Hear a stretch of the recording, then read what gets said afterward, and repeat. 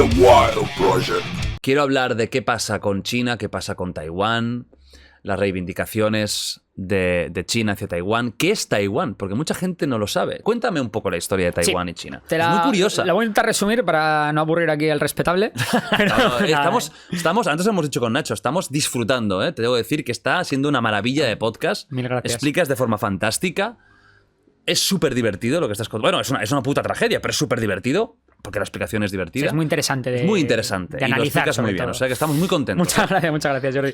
Nada, pues mira, el tema de China y Taiwán, todo viene cuando, bueno, hay una revolución popular en China que derroca la dinastía Qing, ¿vale? La revolución maoísta, ¿no? Que, claro, llevaban... bueno, todavía no es la revolución maoísta. Es otra revolución de la que sale un partido que es el Partido Nacionalista Chino, el llamado Kuomintang,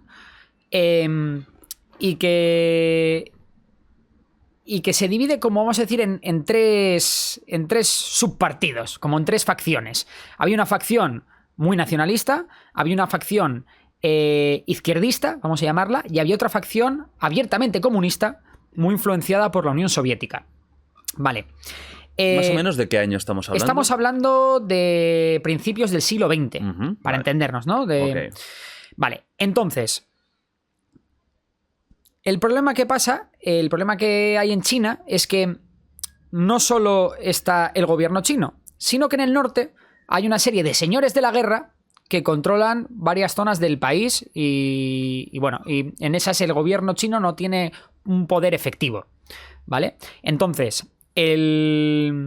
vamos a decir, ese ala más nacionalista del partido del Kuomintang, que es el que controla prácticamente el gobierno, el ejército, etcétera, va a pacificar, pues va a conquistar, va a derrotar a todos esos señores de la guerra, esos que están ahí en el norte. Y eso lo aprovechan las facciones izquierdista y comunista, sobre todo la comunista, para iniciar una guerra civil. Vale. El problema es que los comunistas, al principio, sí es que crecían a muy buen ritmo, pero eran 4 y un tambor, para entendernos. Y, una vez los nacionalistas acaban con los señores de la guerra, empieza lo que es la guerra civil china. Ya había empezado, pero bueno, se intensifica, sí. Y enfrenta a la China comunista contra la China nacionalista, que se va a llamar, ¿vale? Esas dos Chinas comienzan a luchar, sobre todo pues la China comunista empieza a hacer la revolución agraria, que va donde el campesinado y hace que esos campesinos se levanten. Aún así, estos comunistas eran muy pocos, y ahí empieza a destacar el líder, que luego será el líder de la República Popular China, que es Mao Zedong. Bueno, pues al principio, que eran muy pocos, y los nacionalistas eran muchos y tenían un ejército ya mucho mejor armado y mucho mejor movilizado, los comunistas acaban contra las cuerdas. En ese momento en el que los comunistas están prácticamente a punto de ser derrotados, Japón invade China. Y, ¿Cómo eran los japoneses históricamente? ¿Eh? Bueno, o sea, el Japón que vemos hoy en día del anime, el manga y que mucha educación. Ojo el Japón imperialista, lo crueles, guerreros, conquistadores. Una absoluta barbaridad. Era una barbaridad los Japón. Para que te hagas una idea, esta guerra entre Japón y China, porque al final los chinos comunistas y los chinos nacionalistas se tienen que unir para hacer frente a Japón. Dejan atrás sus diferencias. Japón aunque hay es una mierdecita de país comparado con China. Pero aunque hay un pequeño conato de violencia y tal, se unen para derrotar a Japón. Es una guerra en la que hay más de 20 millones de muertos. 20 millones de muertos en la guerra sino-japonesa, entre 1937 y el final de la Segunda Guerra Mundial. Madre mía, 20 millones de muertos. ¿Qué pasa? Que cuando esa guerra finaliza, la China comunista ha tenido esos 7 años para rearmarse, reorganizarse y sobre todo para reclutar más soldados. Bueno, pues la China comunista empieza a recibir todo el armamento que la Unión Soviética capturó a Japón, se lo transfiere a la China comunista. Y entonces Estados Unidos, que ya estamos en el inicio de la Guerra Fría, se ve el tema y empieza a armar a la China nacionalista. Pero los comunistas, como digo, se han armado, se han preparado, se han entrenado, ya son muchos y comienzan a quitarle terreno a la China nacionalista. Hasta el punto de que la China nacionalista se tiene que exiliar de la China continental y se refugia en Taiwán. Y allí se van todo el gobierno de la China nacionalista, junto con 2 millones de soldados que les quedan, y se van todos para Taiwán. Antes de eso, por eso, ¿quién mandaba en China? En cada zona mandaba un bando. ¿Te refieres a la persona? No, es decir, en China, con la guerra con Japón y todo, ¿el gobierno de qué bando era? ¿El gobierno general? El gobierno, los gobiernos están separados todavía. Había, una separación absoluta. Es una separación absoluta. Incluso de 2 gobiernos. Eso es. Lo que pasa es que colaboran en la guerra, o sea, el país está partido en dos. Está partido en dos. Absolutamente. Sí, los comunistas se hacen fuerte en el noreste del país, y el resto está ocupado por la China nacionalista, que, como digo, se respetan durante la guerra, incluso llegan a integrarse en un mismo ejército, pero los mandos, cada mando va por su cuenta. Bueno, el caso es que al final la China comunista se hace con el poder de toda la China continental, toman todas las ciudades importantes, y bueno, todo parecía indicar que simplemente iban a desembarcar en Japón. En Taiwán. En Taiwán, perdón. Iban a desembarcar en Taiwán. Bueno, era buen momento para ir a Japón ese, ¿eh? Bueno. Hubieran arrasado. Japón post Segunda Guerra Mundial no estaba Estados Unidos por ahí todavía. ¡Ay, no! Pues claro. No he dicho nada. Bueno, entonces van a desembarcar en Taiwán, pero también ocurre un evento internacional que en este caso beneficia a la China nacionalista. ¿Cuál es este evento? Pues que se inicia la Guerra de Corea. Y la Guerra de Corea, al principio, pinta muy mal para Corea del Sur. Y hostia, Estados Unidos dice, hostia, no me puedo permitir, por prestigio, por en plena Guerra Fría, que no solo me ganen en Corea, sino que además me ganen en China. O sea, que el bando al que yo apoyo en China también sea derrotado. Entonces, Estados Unidos da la orden de que de no dejar pasar a la flota china comunista hacia Taiwán. Aparte, que la China comunista prácticamente no tiene barcos de guerra, no tiene capacidad para invadir Taiwán, y menos con Estados Unidos ahí. Por tanto, ambos gobiernos pues quedan separados, vamos a decir. La China comunista en la China continental y luego la China nacionalista en Taiwán. Claro, los dos dicen que ellos son China. Sí, señor. Por tanto, para Taiwán, vamos a decir ahora, a la China nacionalista ya nos vamos a referir como Taiwán. Para Taiwán, el resto de China es suya, mientras que para los comunistas, para la República Popular China, que es la China que conocemos. Que es la China que conocemos, Taiwán también pertenece a China. E incluso la ONU dice que solo hay una China. Lo que pasa es que, claro, se tienen que poner de acuerdo de quién es. Claro. La China, es decir, la China nacionalista, Taiwán, que se llamaba la República de China, estuvo durante muchísimos años todavía en la ONU teniendo representación, hasta que ya no les quedó más remedio que admitir la realidad y aceptar a la República Popular China como la China, pues con... Sí, la de verdad. La que tiene que representar realmente a China. ¿A cuántos millones de habitantes puede tener Taiwán? Pues creo que están cerca de los 30 millones. Y algo. ¿Cuántos habitantes tiene China? Sí, claro, China tiene 1.400. 2 millones. Claro, es una diferencia notable. Sí, no. Pero es raro, ¿por qué a día de hoy no ha habido una invasión de Taiwán por parte de China? Porque es algo así. No es algo tan así. Vale, ¿por qué no es así? Y me explico. Para empezar, porque Taiwán se ha armado hasta los dientes. Es muy pequeño, por eso. Claro, tiene material bélico de última generación, ¿vale? Y aparte ha hecho de la isla un auténtico fortín. Es un país muy rico, además. Es un país bastante rico y, tiene todo tipo de previsiones de si hay un ataque chino, pues cómo actuar, con un montón de obstáculos ocultos, con un montón de emplazamientos de artillería. O sea, película sería esto, muy complicado. Y luego, aparte, es que Estados Unidos, tradicionalmente, desde entonces, ha garantizado a Taiwán prácticamente su seguridad. Es decir, siempre le ha dicho a China, claro, China hasta ahora no tenía una flota que pudiera competir con la de Estados Unidos ni por asomo. Ahora la empieza a tener. Todavía está lejos, pero ya empieza a ser una amenaza. Pero aún así, Estados Unidos siempre ha dicho a China como, no te pases con Taiwán, que estoy aquí. El caso es que en Taiwán, en los 90... avanzó en sus libertades individuales y por fin hubo votaciones. Las primeras las continuó ganando el Partido Nacionalista Chino. Pero en las segundas llegó otro partido al poder que ya no hablaba de que hay una sola China, sino que hablaba de la independencia de Taiwán. Y claro, China por ahí sí que no pasa. No, China dice, oye, mira, hasta aquí hemos llegado. Teníamos acordado que solo había una China, solo nos teníamos que poner de acuerdo en cuándo te aplasto yo a ti. Pero no me vengáis con el tema de la independencia, porque no. Entonces, ¿qué pasa? Que ahora casi ningún país del mundo reconoce a Taiwán como independiente, porque en cuanto un país establece relaciones diplomáticas con Taiwán, Sí. ese país es, bueno, marginado de todas las maneras posibles. Pues incluso amenaza a empresas de terceros países de que no le mandes o no le compres componentes a esta industria, o si no yo a ti te dejo de proveer o te dejo de comprar. Hace ese tipo de cosas. ¿Y sabes con quién tiene un conflicto así? China. No te lo vas a imaginar. ¿Con quién? Con Lituania. ¿Con Lituania? Lituania ha sido uno de los pocos países que le ha plantado cara a China. Lituania. Lituania. Es súper random. Sí, es como Es uno decir, de los venga, pocos países que le ha plantado cara a China que el presidente se tomó un par de cubatas y antes de... que China Lo tiene vetado. Lo tiene vetadísimo. Le ha intentado putear de todas las maneras posibles. ¿Y por qué?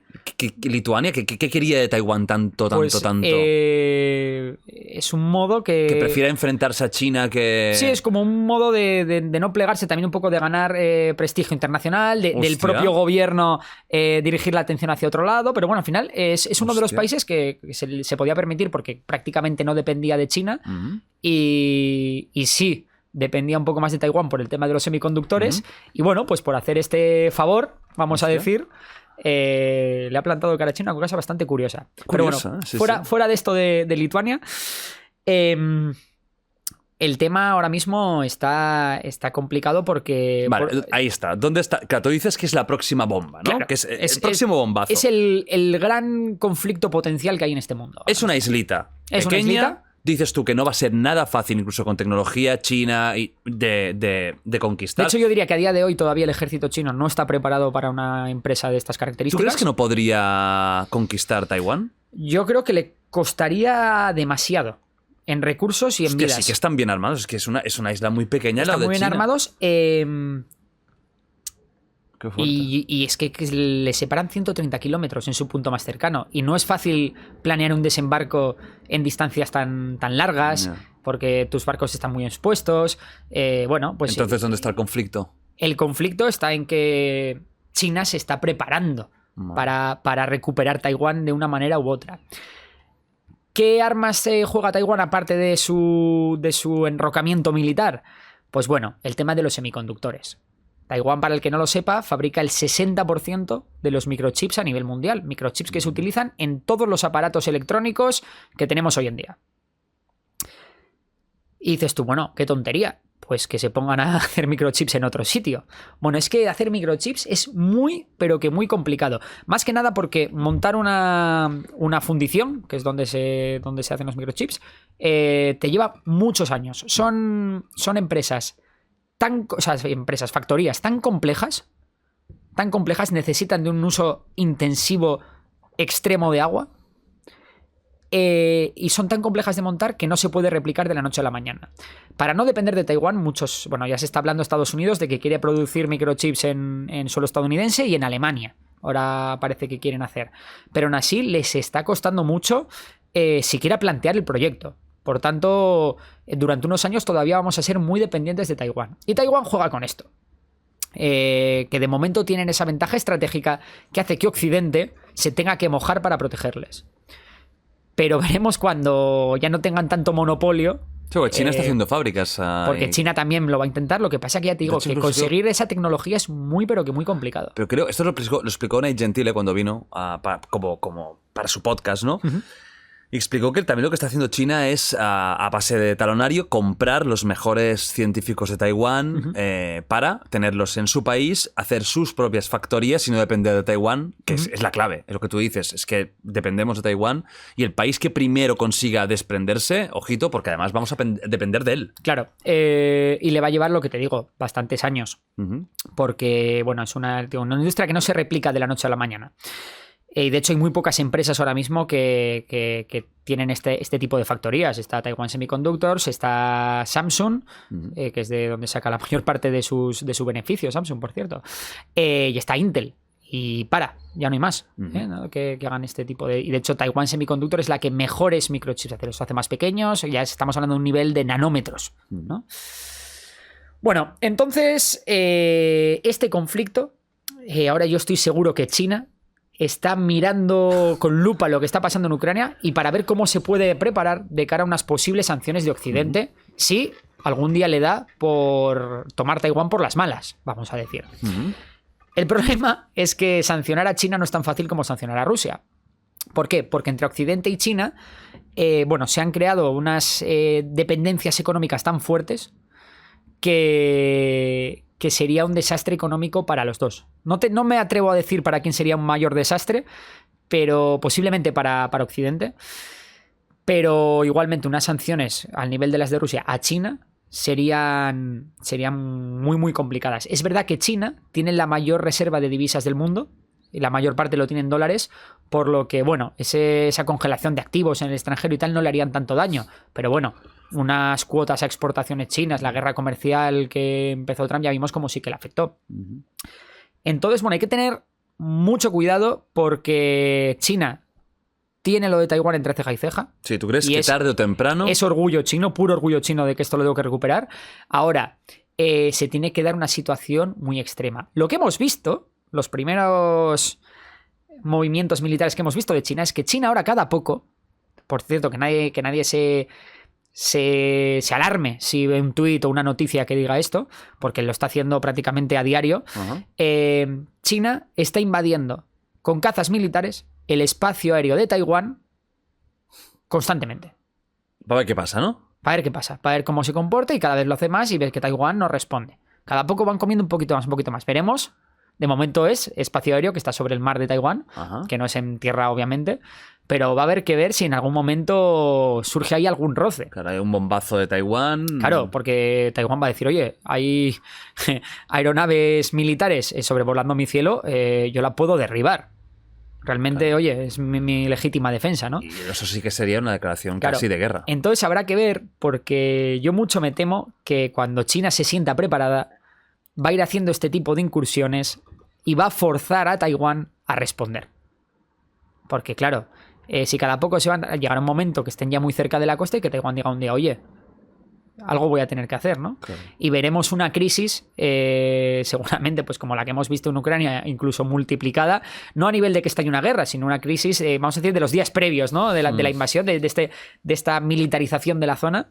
Porque ¿no ves tú una solución diplomática? Es complicado porque... Que uno de las dos partes ceda, que tendría que ceder Taiwán, es evidente. Claro, pero Taiwán no tiene pinta de que vaya a ceder, ni mucho menos. Aunque eso signifique la posible invasión con todo lo que puede conllevar, es una aniquilación de ejército, de ciudades... Pues estamos un poco en las mismas que estábamos en Ucrania. Hay una diferencia. ¿Tú hasta qué punto estás dispuesto a sacrificar tu país o tu rendición? Pero la a gran cambio de eso? diferencia, entonces lo hemos hablado, no sé si en privado o en público, es que en las guerras, quien tiene más que perder es quien antes se rinde.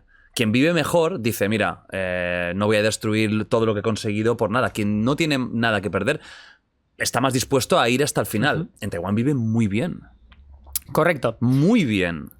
Claro, no es como Ucrania, que como tú dices, estaban en una situación muy mala. En Taiwán, Taipei es una ciudad ultra, mega, hiper moderna, o sea... También tenemos que ver la cultura asiática, en este caso la cultura chino-taiwanesa, que tampoco es la misma que la europea, sionismo. Y que incluso este tema del honor y todo esto está mucho más presente en su sociedad que en la nuestra. Entonces... muy gregarios, claro, todos a una. No obstante... es muy complicado hacerle frente a China, porque ahora sí que no hablamos de Rusia, hablamos de un país en población 10 veces mayor que Rusia, hablamos de una potencia económica de primer orden y de que las Fuerzas Armadas chinas, a pesar de no tener una gran experiencia en combate, reciente al menos, moderno, no tienen nada que ver con las rusas, en nivel de calidad y en nivel de número.